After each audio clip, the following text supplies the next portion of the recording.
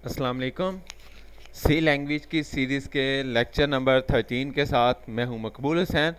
आज का लेक्चर जो हम डिस्कस करने जा रहे हैं वो मोस्ट इम्पोर्टेंट टॉपिक है, यानी तकरीबन हम कह सकते हैं कि यानी आप हर प्रोग्राम में मोस्टली हम इस चीज़ का जिक्र करेंगे, और वो है जी स्कैन एफ फंक्शन।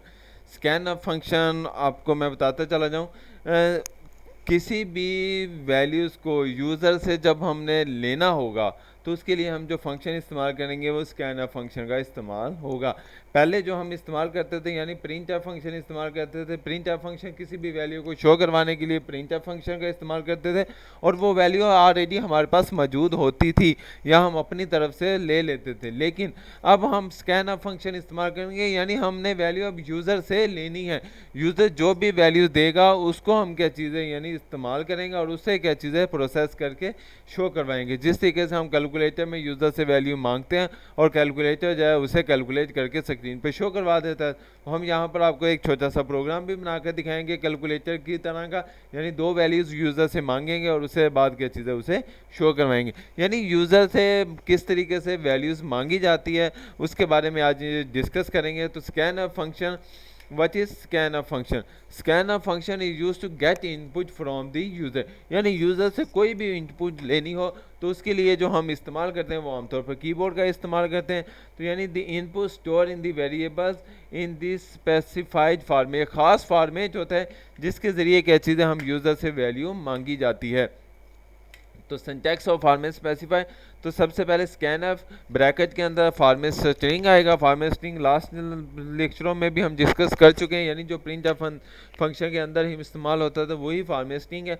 उसके बाद एड्रेस ऑपरेटर है, इसको क्या चीज़ है एड्रेस ऑपरेटर का नाम दिया जाता है। एड्रेस ऑपरेटर वेरिएबल का नाम, उसके बाद फिर एड्रेस ऑपरेटर वेरिएबल का नाम, एड्रेस ऑपरेटर वेरिएबल का नाम, इस तरह सो क्या चीज़ें, यानी एक स्कैन एफ के अंदर एक से ज़्यादा वेरिएबल्स भी हो सकते हैं। तो ये क्या चीज़ है उसका सिंटैक्स है। मिसाल के तौर पर scan f double quotation modulus D, modulus D आपको पिछले लेक्चर में भी बताया गया है कि यानी क्या चीज़ है, ये हमारे पास अगर इंटीजर की वैल्यू होगी तो मॉड्यूलस डी लगाया जाएगा, अगर फ्लोट की वैल्यू होगी तो मॉड्यूलर एफ लगाया जाएगा, और इसी तरीके से अगर स्ट्रिंग की वैल्यू होती है तो मॉड्यूलर एस इस्तेमाल होता है। तो हमने यहाँ पर क्या चीज़ें यानी मॉड्यूलस डी लगाया हुआ है, डबल कोटेशन, और उसके बाद एड्रेस ऑपरेटर वेरिएबल का नाम और एड्रेस ऑपरेटर एंड वेरिएबल का नाम हमने क्या चीज़ें यहाँ पर लिख दिया। उसके बाद सेम इसी तरीके से अगर ज़्यादा वेरिएबल्स होंगे यानी तो उसके बाद scan f double quotation modulus d double quotation close comma and operator c and comma and operator b, ये क्या चीज़ है। और इसी तरीके से यानी अगर ये तो थे एक जैसे, और अगर डिफरेंट टाइप्स के हों तो scan F modulus D modulus F double quotation modulus C and modulus G, यानी यहाँ पर हम इंटीजर और फ्लोटिंग पॉइंट दोनों वैल्यूज़ भी हम एट ए टाइम की चीज़ें यूज़र से मांग सकते हैं। तो सिंबल एड्रेस ऑपरेटर जो है indicate the memory location in the variables in which input is store, यानी ये जो एड्रेस ऑपरेटर है ये इंडिकेट करता है कि वेरिएबल की जो वैल्यूज़ आएगी ना वो किस जगह पर स्टोर होगी। तो वो क्या चीज़ है, इसलिए हमने क्या चीज़ है एड्रेस ऑपरेटर का लगाना ज़रूरी है। ये हम प्रिंट एफ में इस्तेमाल नहीं करते थे, लेकिन एड्रेस ऑपरेटर जो है स्कैन एफ में इस्तेमाल किया जाता है। तो it is called address operator.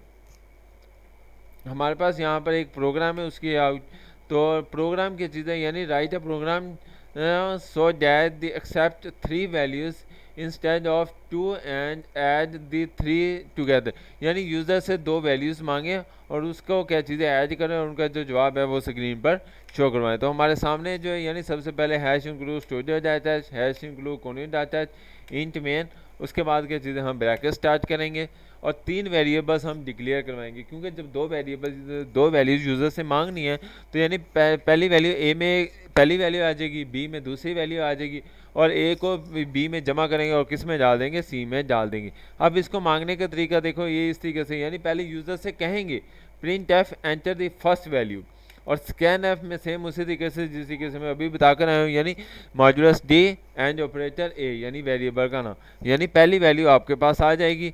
फिर सेकंड वैल्यू अगर हम यूज़र से मांगेंगे एंटर द सेकंड वैल्यू, और उसके बाद क्या चीज़ें हमारे पास जो है वो स्कैन एम में जो है वो सेकंड वैल्यूज़ आ जाएगी।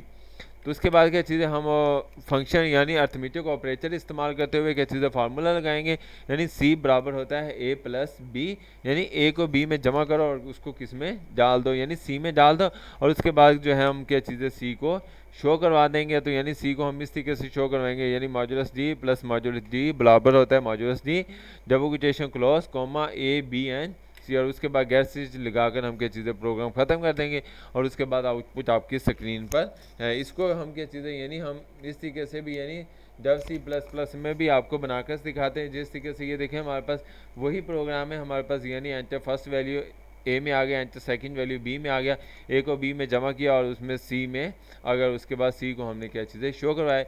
इसको हम क्या चीज़ें यानी कंपाइल करते हैं, तो कंपाइल किया तो यानी इसमें कोई एरर मौजूद नहीं है। तो जब हम इसमें रन करेंगे, अब ये देखें यहाँ पर जो हमारे पास वैल्यूज़ आ गई है, अब देखो एंटर द फर्स्ट वैल्यूज़, अब यूज़र से वो वैल्यूज़ मांग रहा है, तो यहाँ पर मैं क्या चीज़ें पहली वैल्यू जो दे देता हूँ वो 10 देता हूँ। तो उसके बाद जो आपसे वो देखो अब दूसरी वैल्यू मांग रहा है, right enter this second value, तो यहाँ पर मैं क्या चीज़ें सेकंड वैल्यू जो है वो स्क्रीन पर दे रहा हूँ। तो उसके बाद जब हम इसको कैलकुलेट करेंगे तो हमारे पास क्या चीज़ है 10 + 5 = 15 जो है वो आपकी स्क्रीन पर आ गया। तो यानी हम क्या चीज़ें कोई भी वैल्यूज़ अपनी तरफ से दे सकते हैं। मैं अगेन क्या चीज़ें इसको रन करता हूँ, तो देखो आपके सामने वो वैल्यूज़ मांग रहा है। तो मैं पहली वैल्यू जो है वो यानी मिसाल के तौर पर 50 देता हूँ, दूसरी वैल्यू जो आपके सामने जो है 100 देता हूँ, तो उसको कैलकुलेट किया तो कितनी वैल्यू थे, यानी 150 आ गई। यानी अब कोई भी वैल्यूज़ जो है वो आप दे सकते हैं। तो यानी क्या चीज़ें ये है स्कैनफ का फंक्शन। तो उम्मीद है आज का लेक्चर आपको। उसके बाद क्या चीज़ें scanf function using string variables, तो इसमें क्या चीज़ें हमारे पास हैश इंक्लूड स्ट्रिंग के ज़रिए, यानी अगर हमने यूज़र से कोई चीज़ मांगनी है जिसमें आप यूज़र से नेम भी मांग सकते हो, उसका एड्रेस भी मांग सकते हो, तो उसको क्या चीज़ें किस तरीके से हम शो करवाते हैं।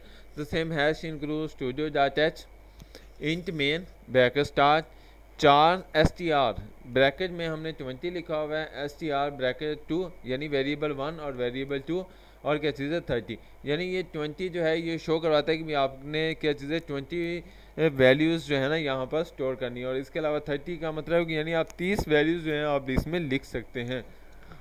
ये सिर्फ जो है ना ये 20 और 30 यानी जो ब्रैकेट में लिखे ये सिर्फ आप स्ट्रिंग में लिख सकते हैं। इसके अलावा इंट फ्लोट और 4 की वैल्यूज़ में आप इसमें नहीं लिख सकते। तो हम यूज़र से वैल्यू मांगते हैं, print of enter the name, scanner में क्या चीज़ें हम मॉड्यूलस एस लगाएंगे और वेरिएबल का नाम आ जाएगा। उसके बाद प्रिंट ऑफ सेकंड वैल्यू हम यूज़र से मांगेंगे, यानी क्या चीज़ें एंटर योर वेबसाइट नेम, और इसके बाद क्या चीज़ें वो आपके सामने वेरिएबल 2 में आपके पास आ जाएगा। उसके बाद जब हम उसको शो करवाएंगे तो print of enter name of screen modular S, यानी STR पहली वैल्यू शो हो जाएगी, और उसके बाद क्या चीज़ें जो सेकंड वैल्यू है वो आपके सामने स्क्रीन पर शो हो जाएगी।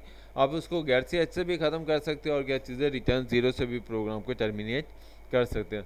इसकी आउटपुट इस तरीके से आएगी, जब यूज़र से आप नंबर मांगोगे तो सबसे पहले क्या आएगा एंटर नेम एडमन, और उसके बाद क्या चीज़ यानी वो एडमन दे रहा है, आप कोई भी यहाँ पर दे सकते। उसके बाद एंटर योर वेबसाइट नेम, तो यहाँ पर आपकी चीज़ें कोई भी वेबसाइट का नाम यहाँ पर दे सकते हैं। तो जिस तरीके से जब आप उसको रन करेंगे तो आपके सामने जो है वो स्क्रीन पर आउटपुट आ जाएगी।